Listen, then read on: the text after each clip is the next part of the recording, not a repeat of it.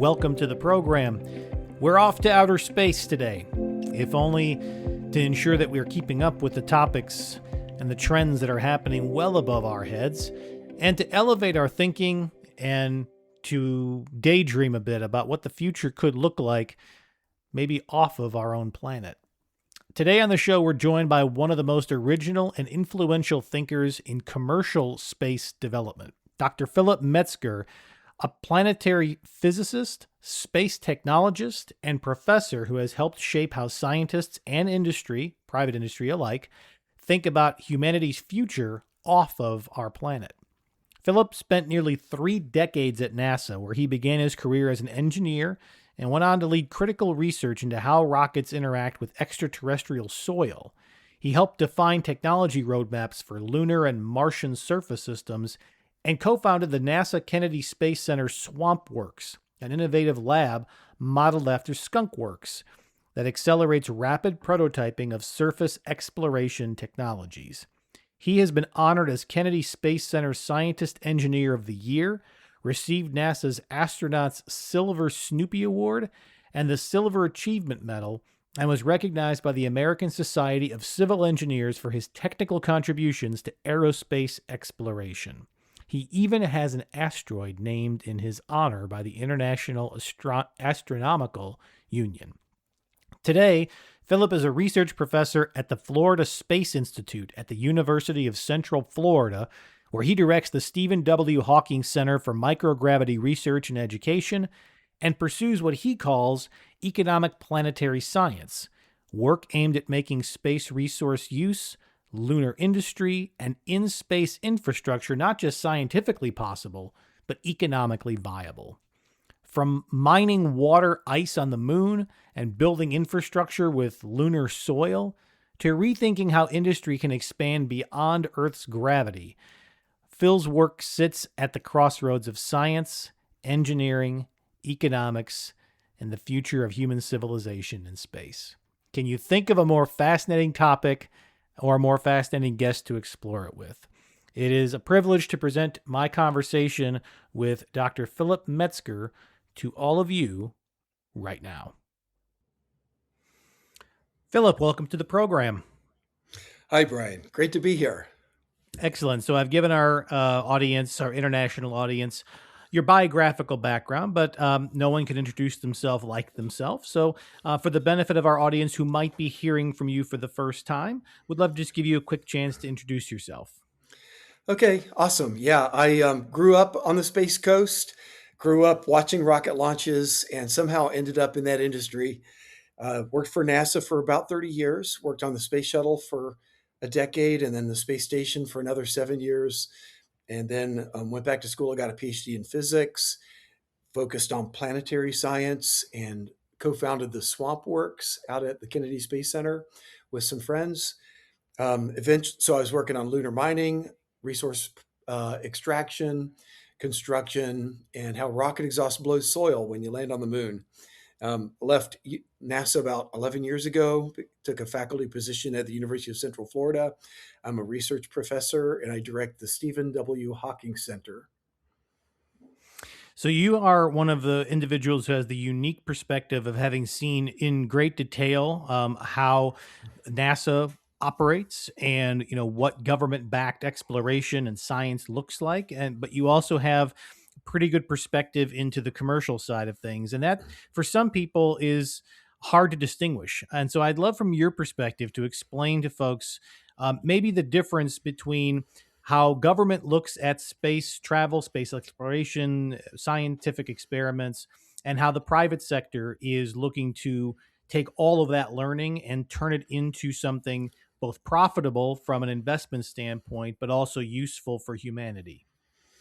Yeah. So I do work with commercial space quite a bit now. I'm on the advisory board for iSpace US and for Magna Petra, which is a helium mining company. And I've been working with a lot of space companies over the years, SpaceX and Blue Origin. So I've been able to see how they do business and what their business models are. And for me, I'm personally interested in the business models because I want to see humanity get beyond this planet And I don't believe the government sponsored efforts are going to be enough to do that. So I really want to see the commercial sector take off in space. And I guess we could make an analogy. Earlier in history, there was no application for radar.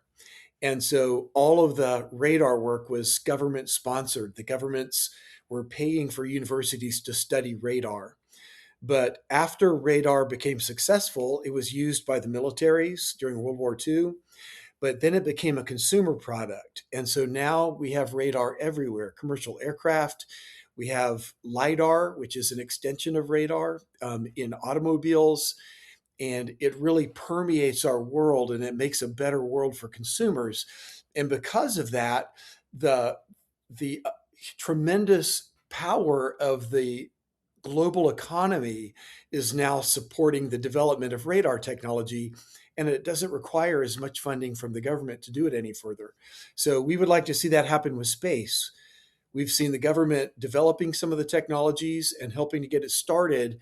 But to really scale up and to really make a difference for humanity, we need to have the public supporting that effort. And that means there have to be some products that the public wants that is supporting our efforts in space. So let's explore the commercial applications a little bit because I think what people might read in the headlines, some of it's hype, some of it is in the fantasy realm of some of it might be more practical. But I mean, people have read everything from colonies on the moon to maybe something that is more realistic, like data centers in space. As you think about the range of what is publicly talked about, what you can talk about, what do you think are the most practical commercial applications that can be, maybe should be done in space that we should expect to see in, let's say, the next 10 years? Yeah, fair question. And it's not an easy question to answer. This is exactly the question I've worked on for a couple of decades now. I've kept a list of business cases for space. And over the years, people keep giving me more ideas. I keep adding to the list. We used to think that mining asteroids for platinum would be a big one. We would bring platinum back and sell it in Earth's metal markets. I do believe that will eventually be a business case, but we were thinking it would be the first one. And then we were thinking making rocket fuel. We could get water from the moon, and when you make rocket fuel in space, you can use that to boost communication satellites. Right now, when they launch a communication satellite off the Earth, it takes 6 to 12 months for it to get to its final orbit before it can start serving customers. And that means the company that launched it loses 6 to 12 months of revenue, which is on the order of $100 million of lost revenue. So if you can have a space tug that gets refueled from lunar water and boost that communication satellite to its final orbit in just one day, you can recover $100 million of lost revenue, which can then be split between the company that owns the satellite, the space tug, and the consumers. So the negotiation of price will result in all three benefiting. And so customers here on the Earth will get cheaper data products because a company was mining ice on the moon. I think that is going to be a business case. I think it is going to happen, but it is probably not going to be the first one because of data centers.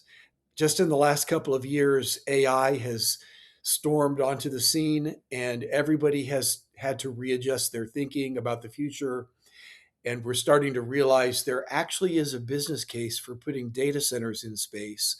And once you start to have data centers launched off the Earth into space, it will create a demand for support, more affordable support, and that is going to start driving the use of space resources and developing more of a supply chain off of our planet. Let's take that use case. Can you explain for folks who might not be that familiar with even what goes into a data center, how it's run, how it's powered, a little bit of what that supply chain would need to be to support that business case? Yeah, so initially, companies are talking about building the data center hardware on the Earth, including solar panels and radiators to shed the waste heat from the processing. And the whole thing would be launched into space, and it will stay there until it breaks, and then you throw it away and replace it. So you would build it to be modular, and that way you could replace chunks of it, and the modules could connect together either physically or through optical laser communications. And so when one module breaks, you just throw it away and replace it. So there wouldn't be really any supply chain in space in that first iteration. But eventually, because there's going to be so much economic activity from these data centers operating in space, there will be a business case to support them more affordably, and that will drive investment into companies to provide those services. Some of those services will start out being simply boost services, like I mentioned before, using rocket fuel made in space to boost spacecraft to their final locations. And then also there will be construction of metal trusses so that when you hook these modules of the data center together, they can be attached onto a rigid truss structure that gets made out of metal.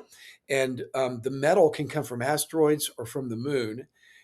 There are well known processes to make metal from lunar soil or from asteroids, but those processes haven't been developed into actual hardware yet, and that's going to take investment. So that's the reason they're not doing it yet, is because there needs to be a business case that will make the investors optimistic enough to support developing that hardware. But then over time, we expect more and more of the supply chain to move into space.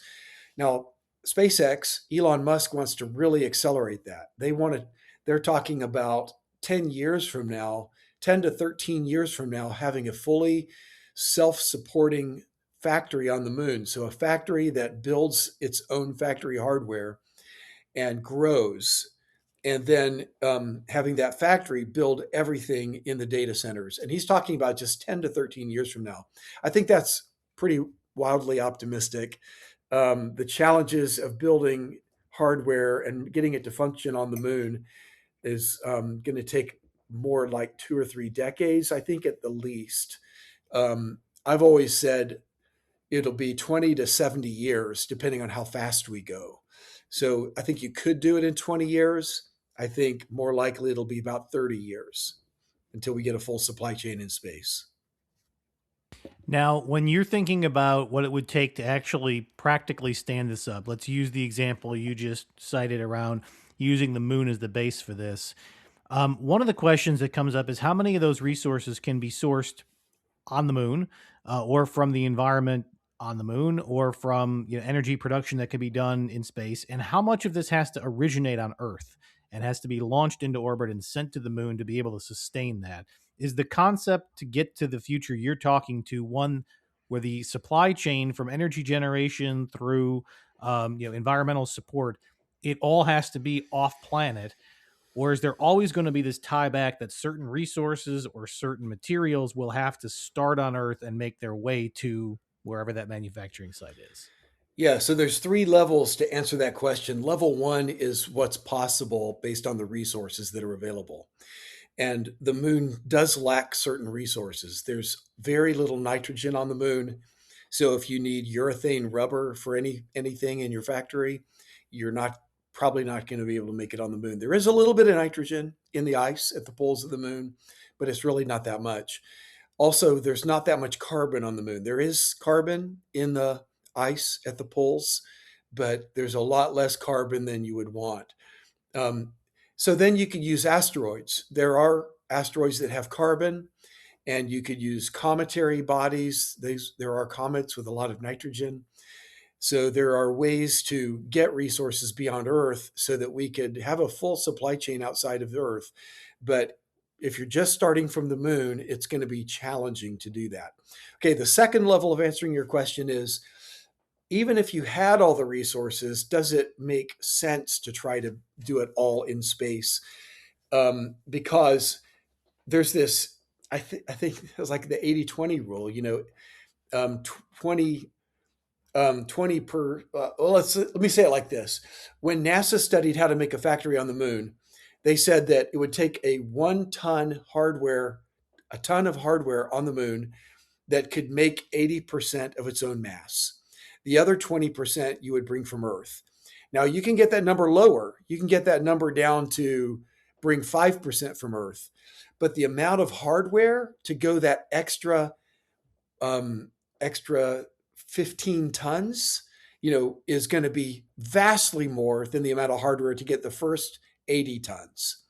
And so, because the processes to build all of the different parts on the moon require vastly more machines, and it grows non-linearly. So, it might make more sense just to make the bigger pieces and the large stocks of steel and the dumb materials on the moon, but bring the more highly refined or the highly detailed manufacturing from Earth, just because the amount of capital required on the moon would be so high. But then the third level of answering it is, well, even though you might eventually try to get a completely closed economy in space, completely closed supply chain, in economics, it just doesn't make sense to do that. It always makes sense to trade. And so, especially when Earth is so good at producing things, there's no reason that they would ever shut Earth out economically. You would always have a healthier economy in space if it trades with the Earth. So now I know they want to have self-sustaining colonies so that if life gets wiped out on the Earth, those colonies can continue to operate. But I think practically for economic operation of the colonies, they will always be trading with the Earth. So, one of the things that even makes this conversation plausible is the fact that the cost of launching into space has come down dramatically, and the private sector's had a big role in that.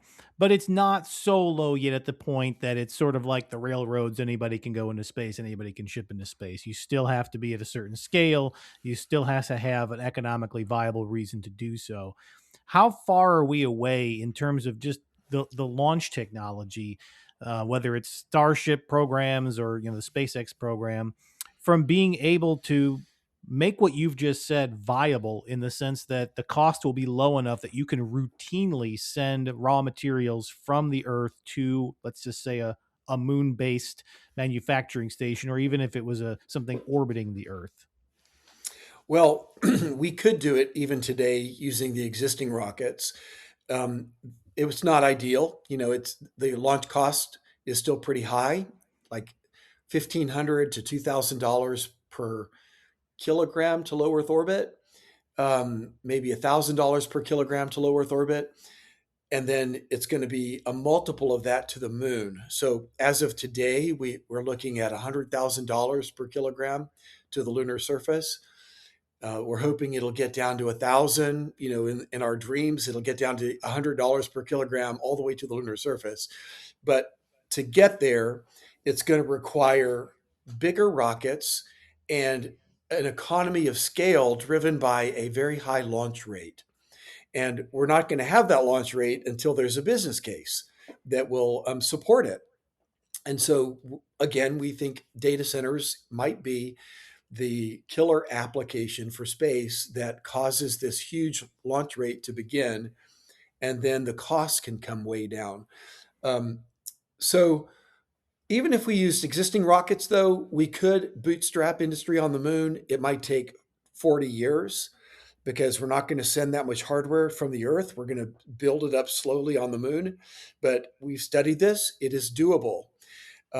However, if you have Starship, the SpaceX Starship operating, and if it can land 100 to 160 tons of hardware on the moon each flight, then you can send entire completed versions of factory hardware to the moon, and you can start setting up this lunar factory very rapidly. That's why SpaceX and Elon Musk believe that they can do this in 10 to 13 years, because they are expecting to have this massive launch capacity through Starship. So we've talked a little bit about what some of the practical business cases could be. Let's step back from the economic part to maybe more of the practical challenges and problems we have on Earth, right? So we talk about, obviously, data centers is one for powering AI. Energy generation is its own challenge. Will we have enough energy supply on Earth to be able to supply the data centers and supply the rest of industry.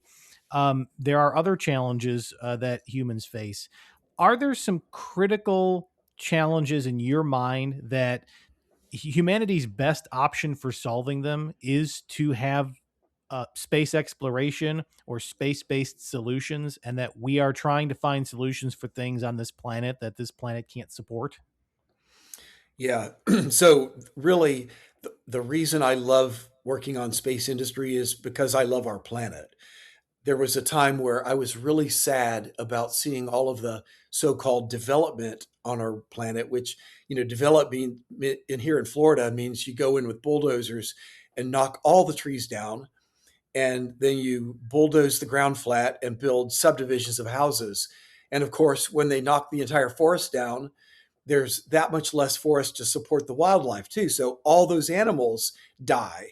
And so we were just killing the ecosphere 10 acres at a time, 100 acres at a time, all across Florida. And we're still doing it. So this was really breaking my heart. And I was wondering, how can we fix this problem? How can we stop ruining the environment of our world? And I finally concluded there's no way to stop development because there's so much demand. People have demand for better lives. And it's going to require development for people all around the world to have a good standard of living, to have good health care. The status of women and children improves greatly with industrial development, and the access to education improves greatly. So we need to have affordable energy. We need to have modern economies all over the globe. So the amount of development should not reduce. But what we can do is push it off our planet into space. And so we've been working for decades now. A community of people all across the world have been working on strategies to make that happen.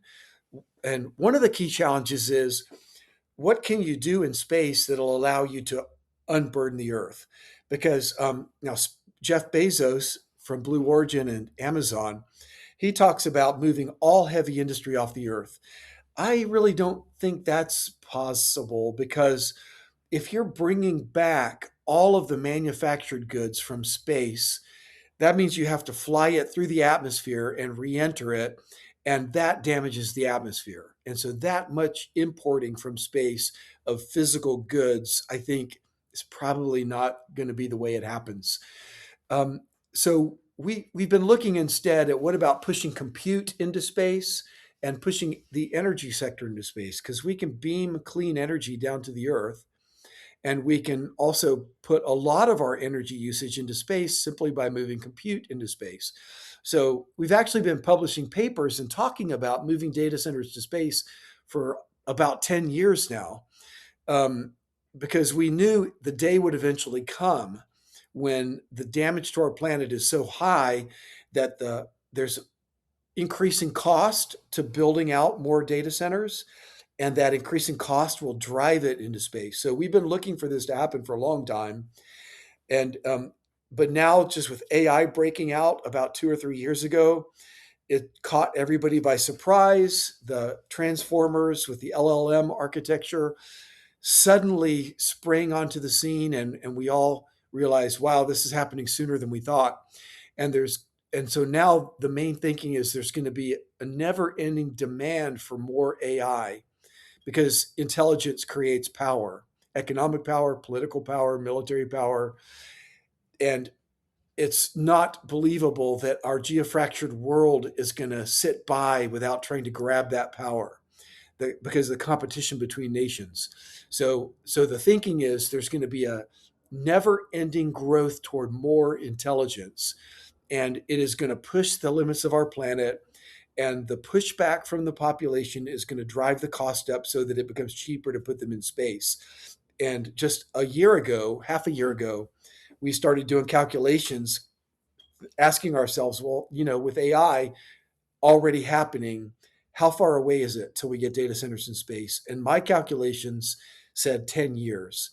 And then everybody else I know came out with the same result, 10 to 20 years, except for Elon. He said 3 years. But so I feel very confident that This is going to be the way we unburden our planet by moving the data centers off of our world.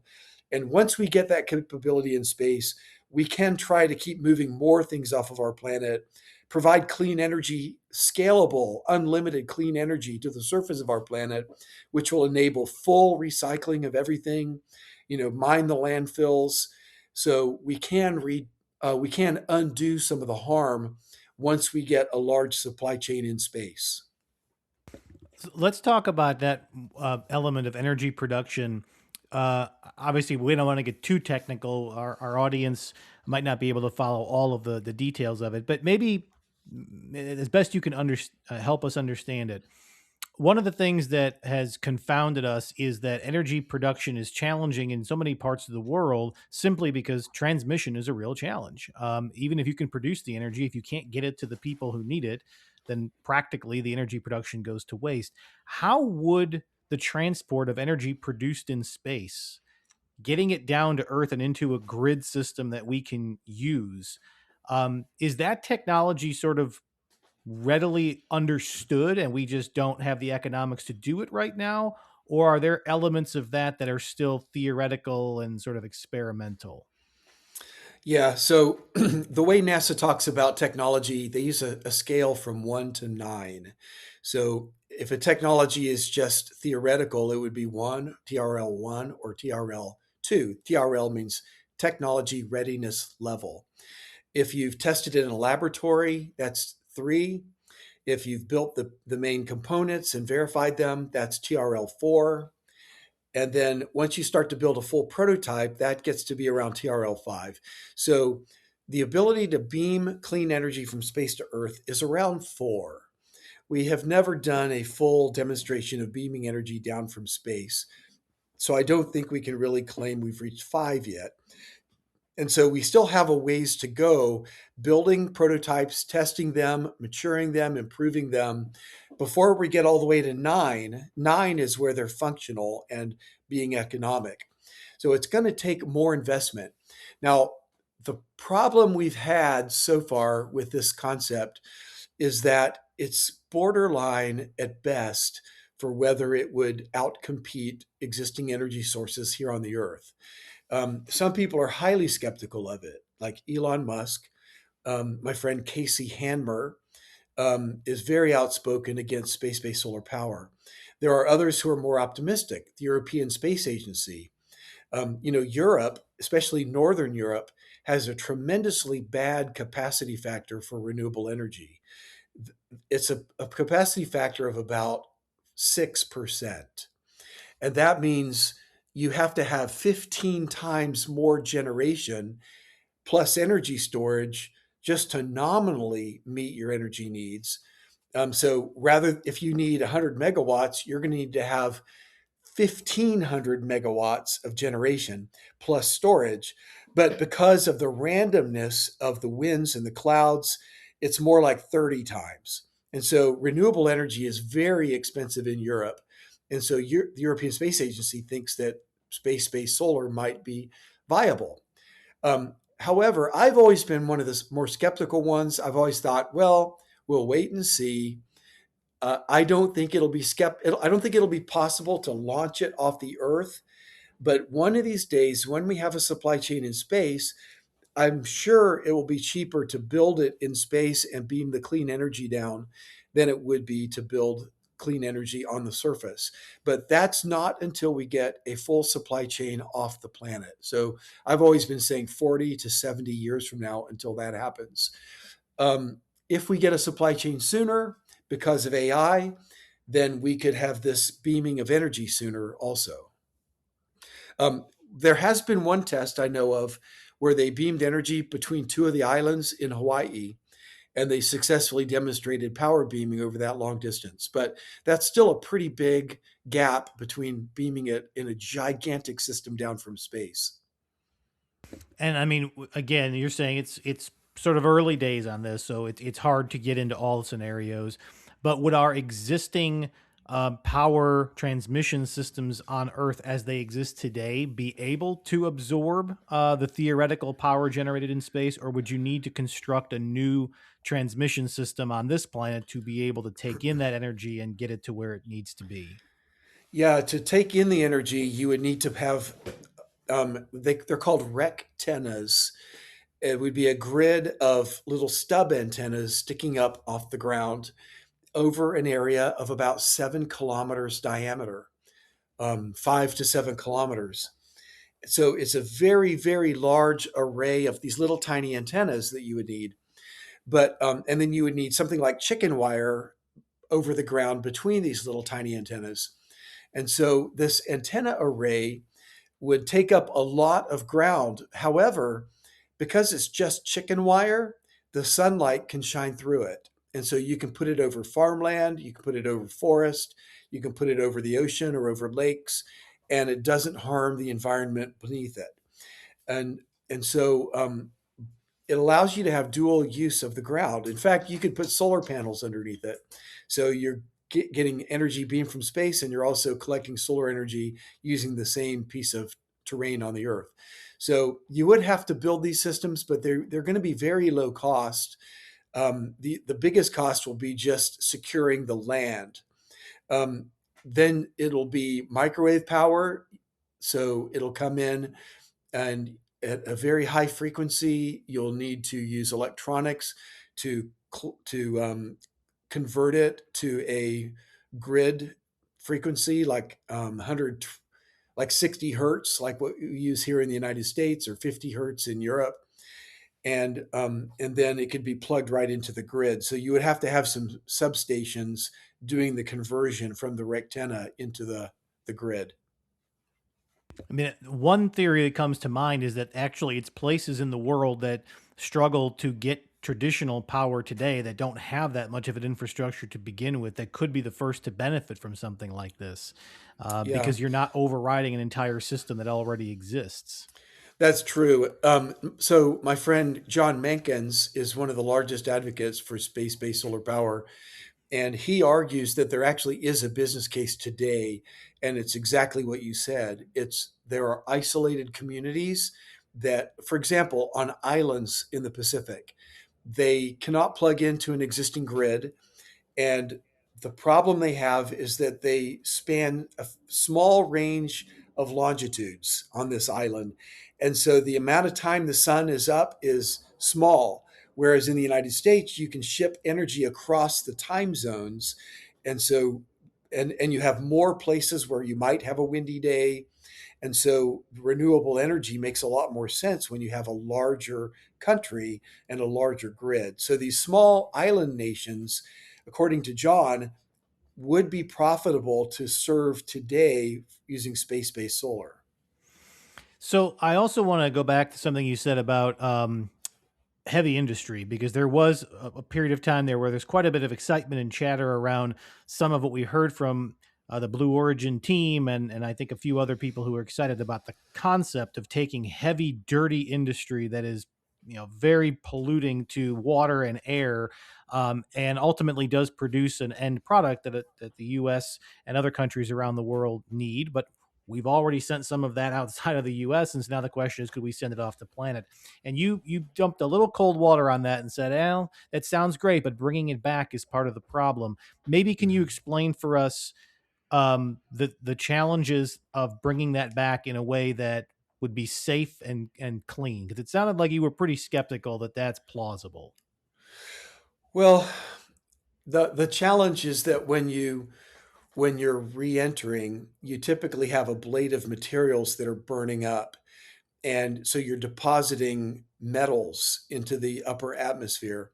And those metals become they contribute to warming the atmosphere by capturing sunlight and re-radiating sunlight. So it may be a solvable problem. There may be ways you can enter that are more gentle, that don't ablate as much in the atmosphere, do not deposit as much heat in the atmosphere. So I I just don't think we're going to move all heavy industry off the planet. I think that's just probably too much. Instead, I think we're going to move at least half of our supply chain off the planet. And as time goes on, and as AI and compute become a larger fraction of our world, it'll be an increasingly larger fraction of economic activity off the planet instead of on the planet. But I think minimally, we can get at least half of our footprint into space just by moving compute into space. Um, Now, there are other things that make sense to bring back from space. Helium 3 from the moon. There's going to be a huge demand for helium for cryo cooling for quantum compute. And there's other applications in medicine and in homeland security. Even if we don't get fusion, there is going to be a market for helium 3. And the problem that we're forecasting is that the nuclear reactors on the Earth cannot produce helium 3 fast enough to keep up with that projected demand. Therefore, there are at least four companies I know that are developing tech to mine the helium on the moon and bring it back to the Earth. And the projections are that this will be profitable. Also, eventually, there will be rare earth and platinum group metal mining on asteroids, and some people claim there will be some of that on the moon as well.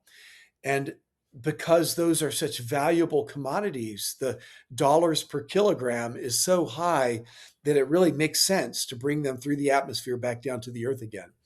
Um, but I think a lot of the products that we make on the Earth, it'll just always be cheaper to make them on the Earth because the dollars per kilogram doesn't really support getting them from space. So a lot of our conversation today has almost taken into an assumption that the world and humanity almost acts as a single entity. That when we think about supply chains, we're thinking about a supply chain that would support the Earth. But we know the reality is there's geopolitics at play. There's nation states. There's rivalries.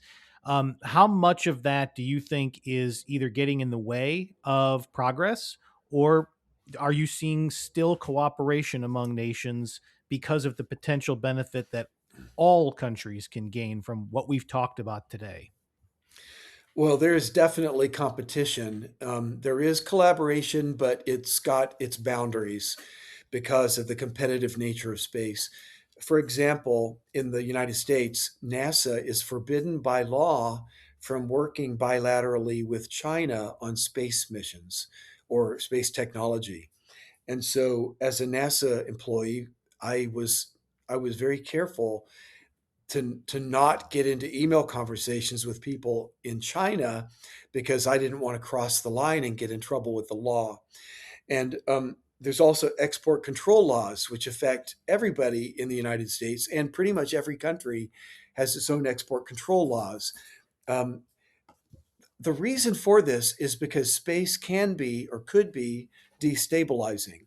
It is potentially a place where you could put weapons of mass destruction, or you could have new military capabilities that could unsettle the balance of power in the world.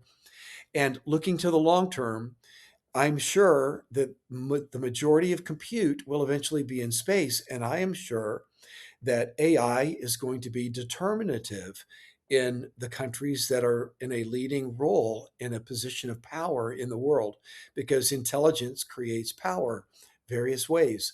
So because the majority of compute is going to have to be in space, I think that space is inherently an area of competition. And I don't think we're going to see that change. I think that export control laws are not going to go away. And I think that countries are going to continue to develop technologies, hoping that other countries aren't able to copy it. I think various corporations are going to be doing all they can to develop new capabilities that their competitor corporations don't have. So I expect there to be a lot of competition as we move forward. And what is for those of you who have spent your career in this space? How do you view the concerns that come from some corners around the concentration of market power in a very small number of private companies that have the capacity to launch into space that frankly entire nation states would become solely dependent upon, or maybe there'd be one of only two, and the power that that may give a non-state actor, whether from a profit motive perspective or for another reason. Um, it seems like in the beginning of any industry, this is a challenge that there's one or two that leap out of everyone else and they gain a disproportionate amount of market share. But for those of you who are on the cutting edge of thinking about what's possible, do you share those concerns, or do you feel like over time the competition will come? It's sort of inevitable that one may lead the pack. Um, so yeah, I guess we're gonna have to wait and see. I really don't know how that's gonna play out. Elon Musk has been incredibly smart at choosing the right technology areas to focus on. Um, so since the conversation in the recent years has moved towards compute in space, it's just crazy to think that one person owned a company called Solar City, which got rolled into Tesla, which is creating AI and batteries. And that same person owns an AI company, which is, I think, third most used AI in the world. And that person also owns a social media network which generates vast amounts of data that can be used for training AI. And that same person owns the most successful rocket company in the entire world, which has done more to bring down the cost of launch than anybody. So it's just kind of crazy that one person has brought all these pieces together. So, they're in a really strong position to move, to make things happen in space. Um, Blue Origin is working hard to try to catch up on their rocket technology. They're starting to have space and orbital missions. Um, but can they catch up? We don't know yet. And then, of course, China is a strong competitor. China has a history of setting a schedule and then meeting it. They'll say, we're going to do this by a certain date, and then they do. And so they're planning to land humans on the moon by 2030. And they are very open about the fact that they see the moon as a place for resources, for mining and industry. So they're going to be continuing to steadily make progress. And but I don't know how it's going to turn out in terms of competition. Here in the United States, we've had a lot of political fighting in the 1800s and the early 1900s over this issue about having companies that gain monopolies or gain trusts where they own the entire industrial stack from resource to consumer. And so we've got antitrust laws, and we try to prevent monopolies from forming. So I think the government will be involved in that in the coming years, trying to make sure that we have a really competitive field where multiple companies are able to compete with each other. And let me add one more thought. I think that having companies compete with each other is really the strength of the Western democracies. In the single party countries like China, where one party has ultimate veto authority on all the economic decisions, and where they direct a fair amount of the economic decisions, that the problem with that system is that you don't have as many creative people trying different things. And here in the free market, um, and more democratic countries, we've had this. It's like an evolutionary process where lots of people are trying different things, and some of them work and some don't, and the ones that work rise to the top. So as long as we can maintain competition so that we don't get monopolies, and as long as we can maintain democracy so that the single companies don't have so much influence over the politicians that they undermine the system, then I think that democratic system will continue to be the most productive, the most innovative system. But it is going to take effort for us to maintain that. It's not going to come for free over the next 40 years. So, two final questions. One on revisiting the topic of space tourism. And this was originally thought of as sort of a way to get the public engaged and also, make it a fringe case, but something profitable that could go into then, investing in other things. But we've seen a little bit of a moment of that, and then a bit of a pullback. And I think I've read even as recently as this week that Blue Origin is stepping back from some of the tourism elements to focus more on the core science and industry Mhm. applications. I'm curious what your view is on the practical future of space tourism for the wealthy, I suppose, but let's just say for the average person who has no scientific reason to be in space. Well, I have become a real believer in space tourism. I Years ago I was more skeptical because I thought it was only scalable for the very wealthy, and therefore it would never produce enough revenue to really support a space company developing its capabilities. The hope has always been that as the space companies develop their capabilities, the price would come down, which would open up a larger market, which would allow them to develop even lower cost capabilities, which would then open up an even larger market. So the idea was that it would be a oh, I can't remember the term for it, but not a vicious cycle, but it's the opposite. It's the opposite of a vicious A cycle. virtuous. There you go. That's the word. Thank you. Yeah. So a virtuous cycle. And so I thought, well, that's plausible. It might happen.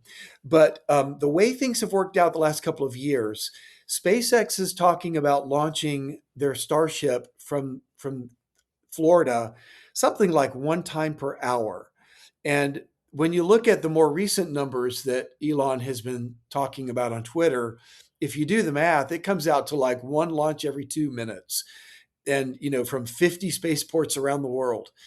And so, is that really going to happen? I don't know.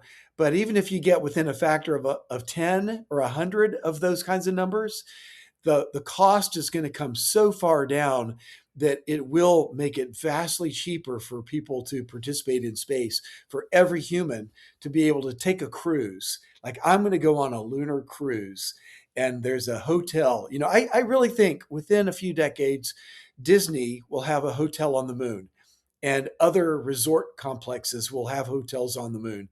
And it'll start out as fairly pricey, but over time, it's going to be, I think, quite affordable. I think there will be a day within a few decades when everybody gets to go to space. That's a very positive, optimistic view. So that leads me to my last question, which is let's look over the horizon a bit. Let's look at a 50-year time horizon. So now we can be a little more imaginative and just the trajectory of where you see things now and where you think they might go. You've just mentioned a vision for what tourism could look like. We've talked a lot about what manufacturing and power generation could look like. When you think about our solar system, do you see settlements on the moon, permanent settlements? Do you see man being on Mars in a more than a one-time visitor kind of way? Help us look over the time horizon, your most optimistic forecast for what the future of commercial space could bring to us. Okay, my most optimistic forecast would be 20 years from now, we have factories on the moon. And I think there will be guest workers who visit them for a week or a month at a time, but return to the Earth or return to a rotating space habitat with artificial gravity, because the gravity on the moon is almost certainly too low for human health. And radiation is a challenge on the moon, worse than on Mars. So I really don't see cities of people living on the moon. I think the moon will be a great place for robotics and for visiting. Um, Mars, on the other hand, I think within 20, 30 years, there will be the beginnings of settlement on Mars. Companies like SpaceX will be starting to land missions and working towards cities. And I've modeled that economically. I used to be more skeptical, but now having modeled it, I've realized it actually is quite doable. The key is going large scale from the start. If you try to go small scale NASA missions, everything is crazy expensive and crazy dangerous. But size creates resilience. And so by going in large scale from the start, it becomes much safer and it becomes much cheaper. And the modeling shows that. So I think there will be developing towards cities on Mars within 20 to 30 years. Maybe 40 years from now, there will be 100,000 or even 1 million people living on Mars. Um, course, this could bounce in different directions. A lot of it depends on what happens with AI. Do we have fast AI takeoff or not? If we do, then it's hard to predict anything else. But the economics become much more affordable with massive AI. So it all depends when that takeoff occurs. We could be off by 10, 20 years in these predictions, but I do believe all of these things are going to happen with a plus or minus 10 or 20-year window around them. So I'm expecting a city on Mars. Once we have massive, complete supply chain on the moon and using asteroids, which will be 30 years from now, then everything becomes possible because that industry can scale up to 1 million times of Earth's productivity. And once you've got 1 million times greater ability to do things, then we're going to do all the things that we've been dreaming about. We're going to have telescopes that are orbiting the sun that are capable of imaging a person walking on an exoplanet 100 light years away. That'll be possible. We'll have particle colliders that are as large as the planet Mercury that can explore physics that we haven't been able to explore before. And so I don't know what kind of physics we're going to discover. We'll be able to build vast world ships so that we can take entire communities to other stars, and we can send ahead using rail guns. We can send ahead spore ships, robotic spore ships that will get to those planets and begin terraforming them so that when the humans arrive, it's already a better planet. So I think all of these things become possible in this century, and it all depends on AI and getting a supply chain off of our planet. And is there anything that you think is plausible beyond what we've discussed today, from manufacturing in space to permanent settlements on Mars, that you don't hear talked about, that the news isn't covering, that maybe even your colleagues don't spend much time talking about publicly? Is there another planetary body out there that you think is reachable for human settlement in the next 100 years? Is there some scientific breakthrough that you think we're close to, but we can really only achieve it when we have a more permanent presence in space? Well, so I'm plugged into a community of people that think all of these wild things. And so it's hard to judge how much of that leaks out of that community, and the other people in the world hear about it. So it's a bit hard for me to know where to draw that line. Um, I think there's talk about modifying our human biology so that we are better able to live on other planets. With AI, being able to unravel all of the biomolecular details of our body, and being able to develop new drugs and new proteins, I do think within a couple of decades, it's going to be possible to create versions of humanity that could live on other planets more healthily than they could in our current state. Will that be good or bad? Having different species of humans, I'm not sure if that'll be good or bad, but I think it'll probably happen.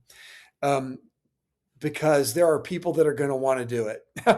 And so there's, it'd be like elves and dwarves and humans in the Lord of the Rings.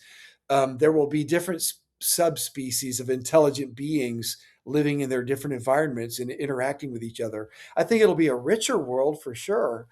I guess I don't hear a lot of talk about that, but I think it's almost inevitable that those capabilities will come online within a few decades. Yeah, that's a good one. I haven't heard that one publicly, but I'd love to learn more and hear more about it. You've been very generous with your time today. If people would like to learn more about you, your work, or follow along with any of your public appearances, any particular social media site or website that people should follow? Sure. You can find me on X, formerly Twitter. My handle is Dr. Phil Till. That's DrPhilTill, Dr. Phil Till. And that's where I am mostly. Excellent. We'll post a link to that in the description of this program. Thank you so much for spending time with us and giving us an optimistic glance into what we hope will be a very prosperous and positive future. Thank you, Brian. It's been really fun talking with you today. The world only has one real framework of reference from the last time that our species made the Herculean journey to another world, when the United States landed human beings on the moon.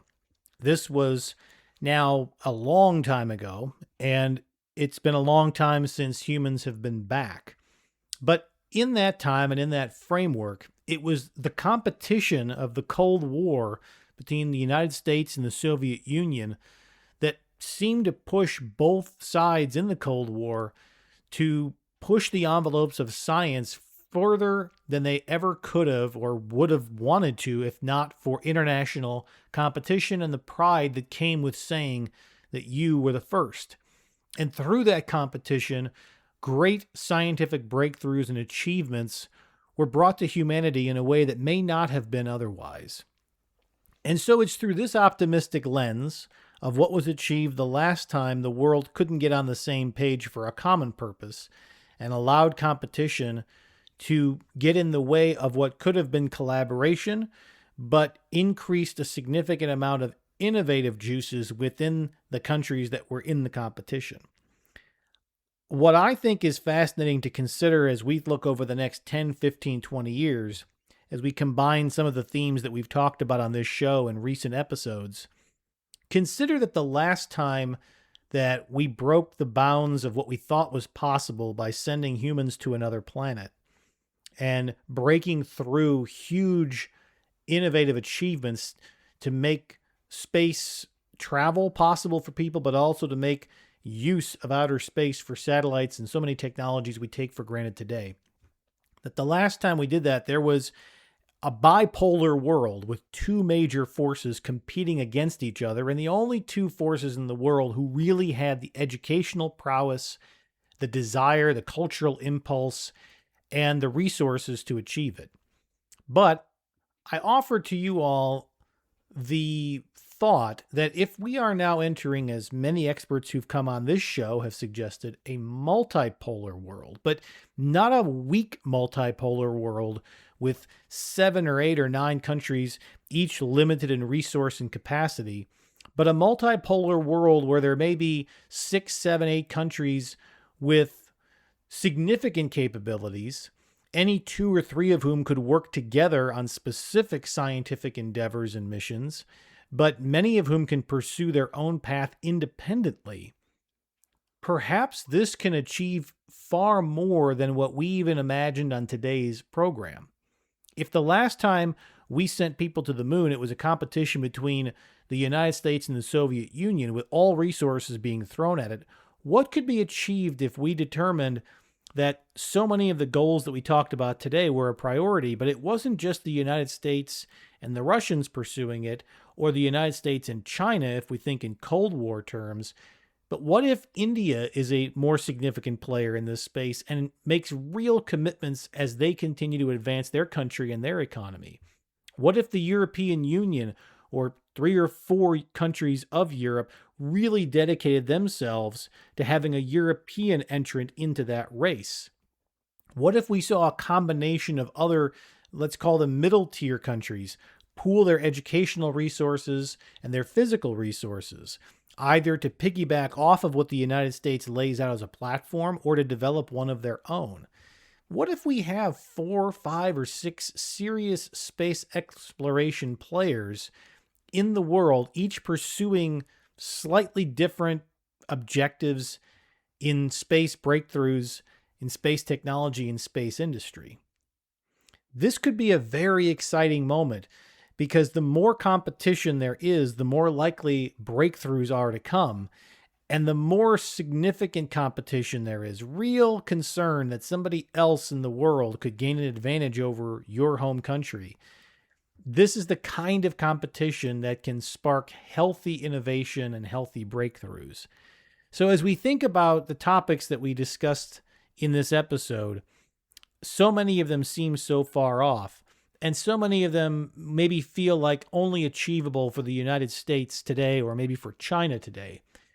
But let's imagine a world where more countries are involved in the space race, where more countries are pushing each other to go further, faster, and to focus not dilly-dally, not hope for the best in the future, but put an urgency behind discovery, who knows how significant that innovational achievement can be.